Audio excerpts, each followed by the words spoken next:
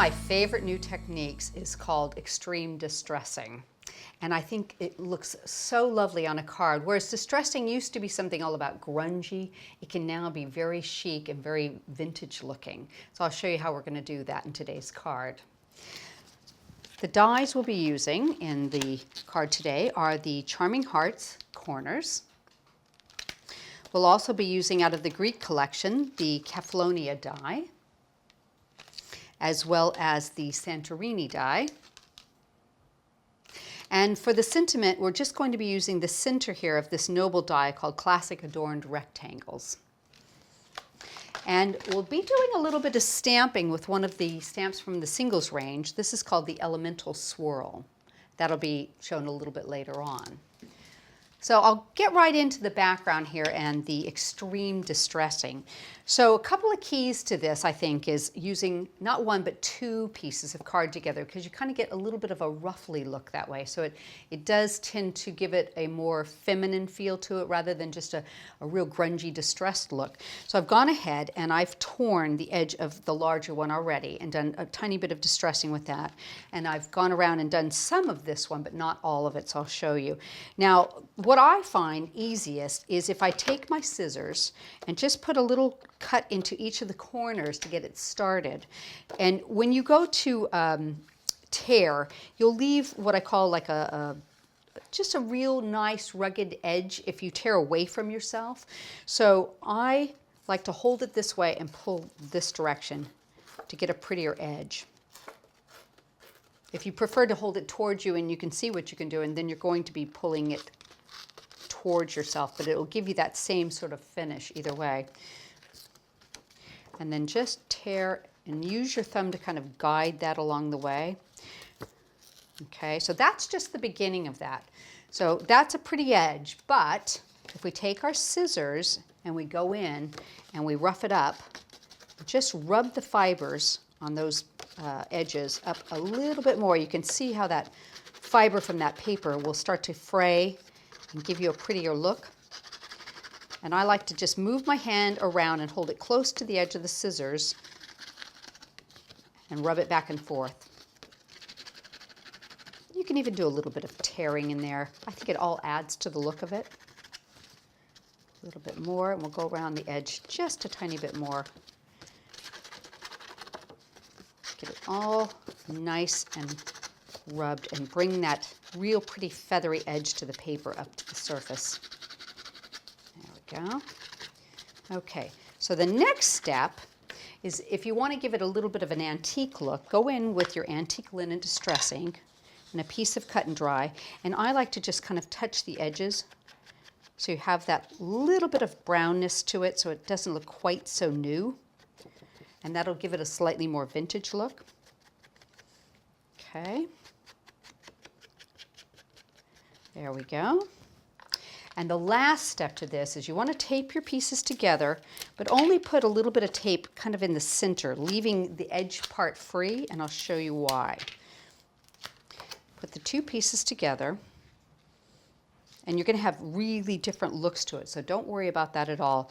Go through and pinch the corners. Just put your thumbnail into the middle and pinch it around it. That'll give it a pretty look on all your corners. And then really roll it and get that distressing showing up a little bit more. So just, you don't have to roll every single bit of it, but if you roll it a little bit, you'll have a much more antique vintage look to it. And you'll have something that goes from being grungy to being really pretty and delicate looking. There we go. So you can kind of see, just roll it forward. You can go around and do both pieces just like that. So what you'll end up having is a piece that'll look virtually like this when you're finished. A little bit of inking around the edge, you've got some rolling. It almost looks like it's weathered, aged paper, but it's really pretty. Add that with a pierced edge underneath, and you've got something that's not grungy, but rather shabby chic and very vintage looking, very soft, very elegant. So that's the base to our card. So the next thing we're going to do is I'm going to take a piece of Milk Foundations card, and using my antique linen, and my elemental stamp. I'm just going to add a little bit of detail to this edge. So I'm going to ink it up. It's going to be a tone-on-tone sort of a look. Just a little bit to bring out some detail on that edge. And just twist and turn the stamp so it goes in all different directions. And you don't even really want a perfect image each time, just the hint of a stamp there. There we go. And there's our lid. Pop that to the side. And there again, keeping with the same distressed feeling, use your scissors on this edge just to rough it up. Give it a little bit of a vintage feel along with the outside piece.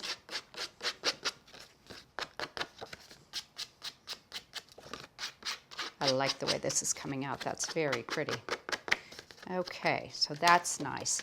Now I'm going to matte that with my purple because those are my colors in here. So there we are. Let me get some double-sided tape on the back of this.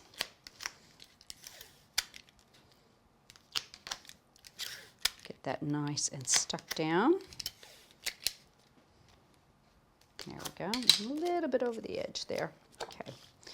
Pop that right into the center of that. There we go. So now I'm starting to create a base and we're going to work upward. So I've added some mounting foam to the back of this. Give it a little bit of dimension so it'll show off nicely.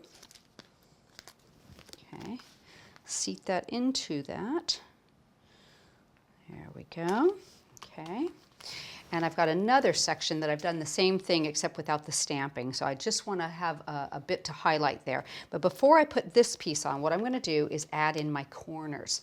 So using some of the Dries Clear glue, I'm just going to add a little dot of it around the background of these four. We're going to pop them into the corners. There's that one. And remember, you've got a left and a right facing corner in this set, so you can do all four sides and have it match really nicely. There we go. Pop that down. A little bit on the back of this one. Just little dots here and there is all we need. Pop that into place.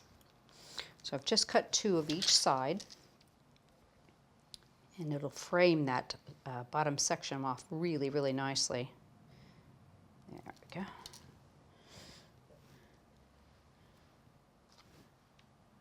Pop that into place.